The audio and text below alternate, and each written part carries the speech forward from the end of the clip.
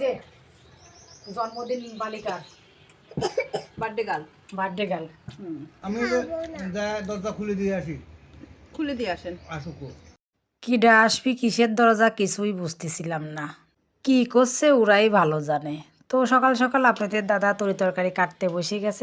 এদিকে আমি 100 খিচুড়ি আর 100 দুধ তুলে দিছি। আগের দিনই কয়া রাখছিল দুধ দিয়ে চা খাবি, কারণ আমরা সাধারণত দুধ চা খাই না, লাল চাই বেশি খাই।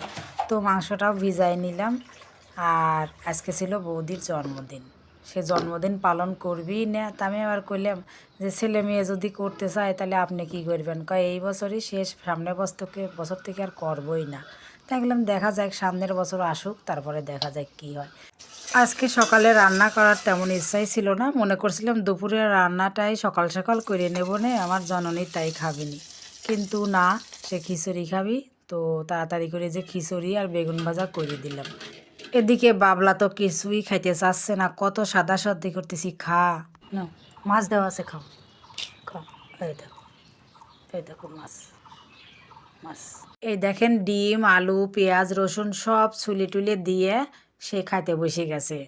সে খাচ্ছে জবের আটার রুটি। চলে গেলাম ছাদে, প্রত্যেকবারের মতোই ছাদের থেকে নিয়ে আসলাম একটা ফুল তুলে।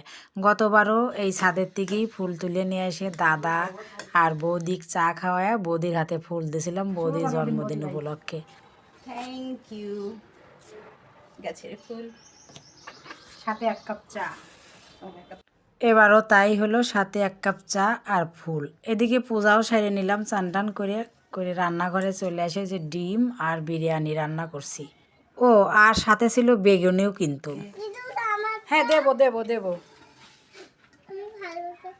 ওর ভাত কই? দিচ্ছি। আপনি কোন দিকে করবেন? এখানে ডিম দেবো, বসাচ্ছি তো আগে আগে মাংস।